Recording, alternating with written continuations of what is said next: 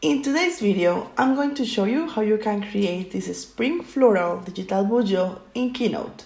So keep on watching.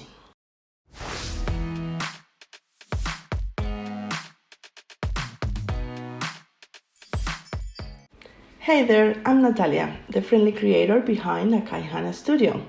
I make videos and tools for creating digital products that you will love. For this tutorial, I will be using Keynote on my iPad. If you want to know how to create a similar digital notebook using Keynote on your computer, I will leave the link in the description, a video just like that.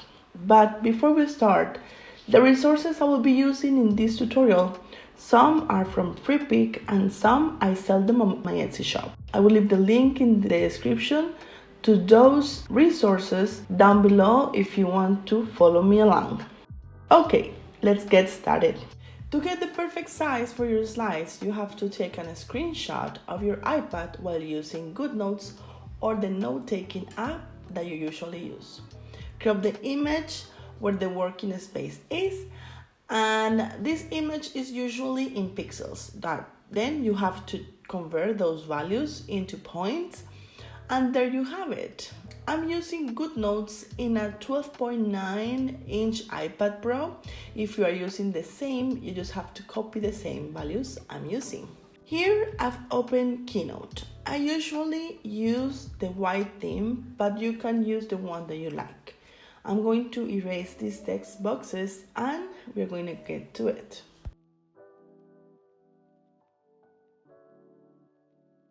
To change the slides, on the top right corner there is a circle with 3 dots. Now you can see a lot of options and you have to choose Document Setup. Then Slide Size, and finally Custom. Once you have entered your values, the ones that you got from the screenshot, click Done and then Confirm on the top right corner. Now we have the perfect working area for your note-taking app. To start, I always like to add a desktop picture as a background, just to give that realistic look I like. But this is a personal taste of mine. If you don't like that, you can go to the next step. To add the background, I go to the brush that is in the top of your screen. Now you can see the background option pop up. There you can change the background by adding color, gradients, or images to it. I'm going to choose image and add a background I got from Freepik. Remember, I left the link in the description to that resource. Now, choosing original size, I can zoom in and out and leave enough room to add the planner in a clear area. Now, let's create the planner cover.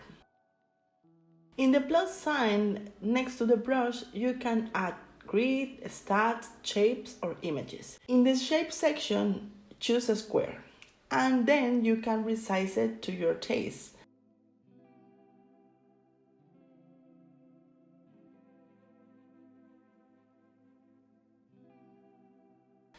When you're happy with it, choose the brush option and you can change the color, add gradients, and also add images. I choose add images again, and this image is a perfect pattern. So for scaling it, I choose tile. That way the image copies itself and you get to play a little bit more with it. I'm going to leave mine like this, but it's your choice. I always like to add shadows. If you've been here for a while, you might already know that I'm a sucker for realism in my planners. Finally, add a shape again for the binders. I sell these binders on my Etsy shop. You could import the image like that due to this image is a PNG file with no background.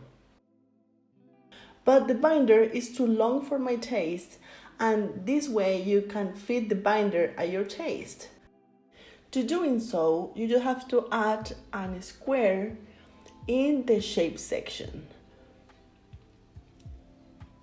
Then you just have to scale it as big as you want your binder ring to be.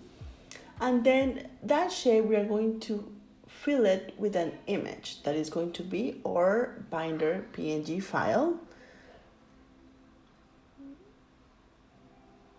Choose the one that just has holes in one end, in one side. And then using original size, you can scale that image to fit perfectly your binder. And also you can place it in the border of your rectangle so it looks like a real binder for your planner. Now you can group both shapes and rotate this one just to give it a casual look.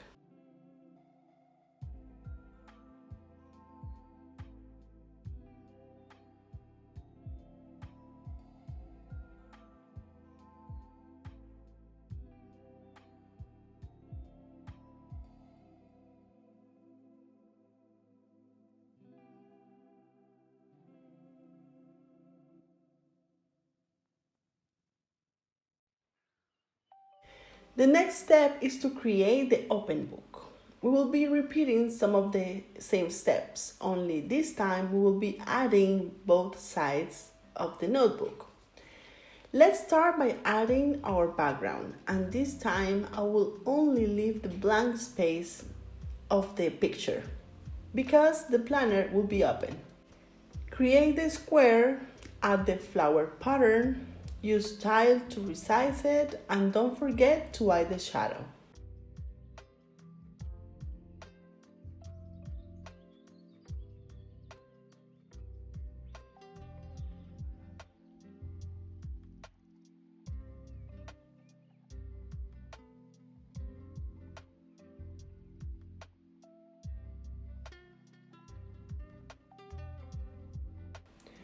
Now copy and paste the same square just to make it even in both sides and place it right next to it.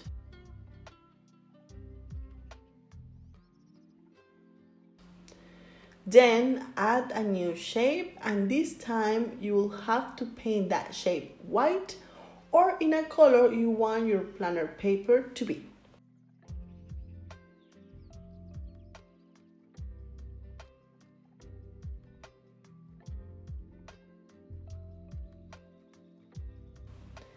Copy and paste the same quote-unquote paper onto the other side. Now this part is also optional. If you want your Bujo to have a dotted paper, add another square, and this time using image filling, add a dotted PNG file that is part of a bigger pack of notebook paper PNG patterns like grid and line paper that I sell on my Etsy shop. Remember, I'll leave the link to this in the description. You can resize it using tile because this is also a perfect pattern. You can down the opacity at your taste. Now copy and paste this into the other side. Finally, add the shape for the binder rings, but this time you have to use the binder that has the holes in both sides. Resize it and place it at your taste. There you have it, a dotted Bujo paper made in Keynote.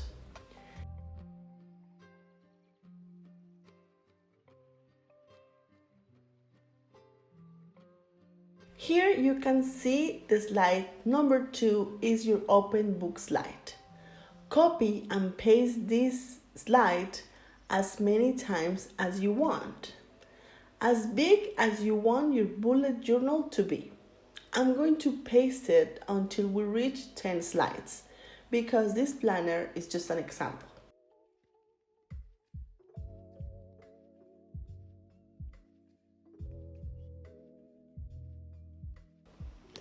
Now, let's get back to the second slide.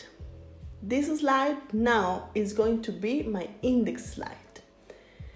If you know how to use a bullet journal, you will need an index to go to when you need to write down what goes in every page.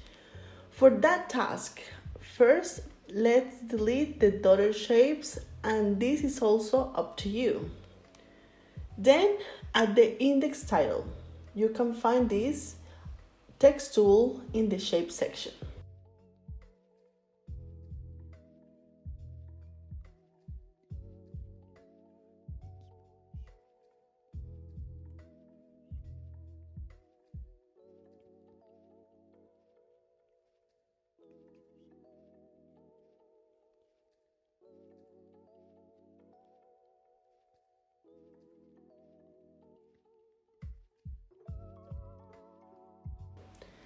Copy and paste the title onto the other page.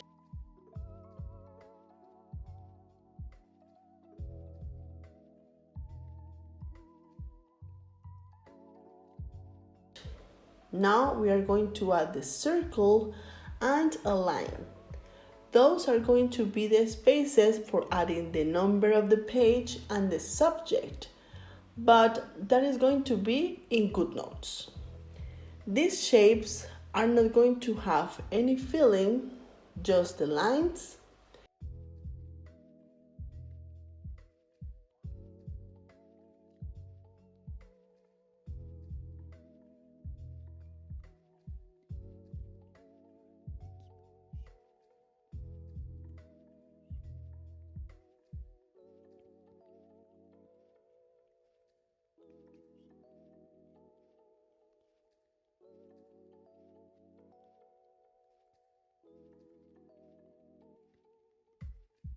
Group those two shapes, and those shapes are going to be hyperlinked to the pages in the rest of the planner. Remember that slide 1 is our cover and slide 2 is our index, so we are going to hyperlink from slide 3 on. Copy and paste this group as many times as slides of open books you have. In my case, I have 8 open book slides, so I'm going to be copy and pasting 8 circles and lines.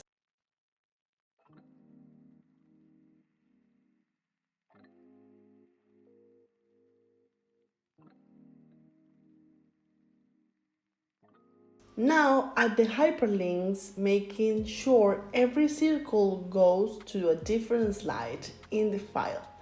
No mistakes. This process is a long and complicated one, but there's no other way.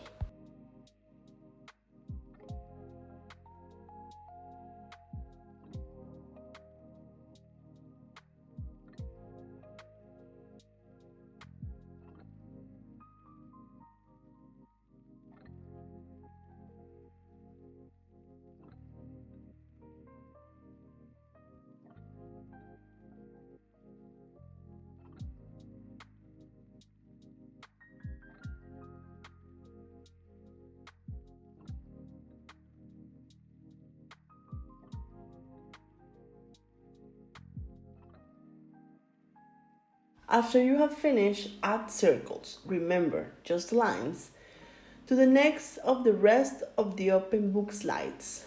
These circles are going to be hyperlinked back to the index slide or slides. If you have a big bullet journal, you might want to have more than one slide of index.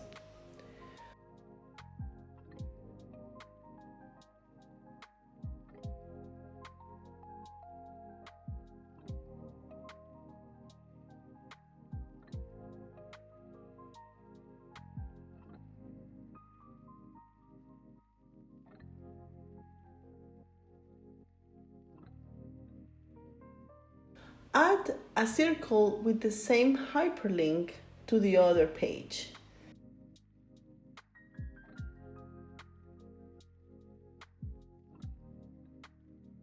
Group these two circles and copy and paste those circles to the rest of the open book slides.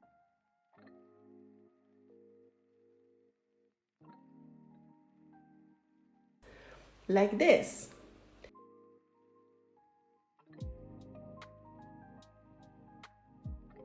The good thing is once you copy, you are going to paste in the same place in every single slide.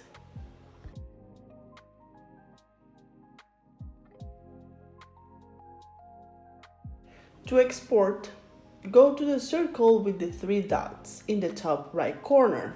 Choose Export this time. A window will pop up to set up the file. Make sure you have the whole page selected and the 2 first toggles are on and the 3rd one is going to be off. Click Export and now you can send your file directly to your note-taking app like I'm doing. If you have good notes like me, add the file like a new document. Let's not mess up other planners, please.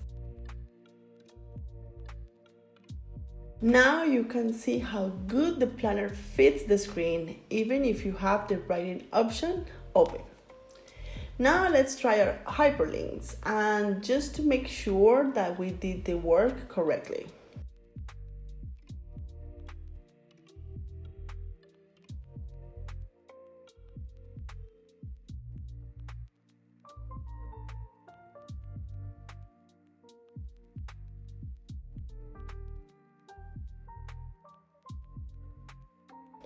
Finally, let me show you how the index works and why this is so good. In the index, add the number of the page you are going to work on and the spread you are going to be making. Make sure you write down, so if you want to go back to this spread in the future, you know what hyperlink you click. Then go to the page. Add the number to the pages and start working on your spread. You can do this work backwards also. You can just go work on your spread, name your pages, and then go back to the hyperlink and write those pages and the spread that you created. So that's it for this video. Thank you so much for watching. I hope you find it useful and you are able to learn how to create your first digital bullet journal entirely in Keynote. Remember that the resources I used to create this planner are linked in the description. Also, the products are already available on my Etsy shop and I have tons of different type of products.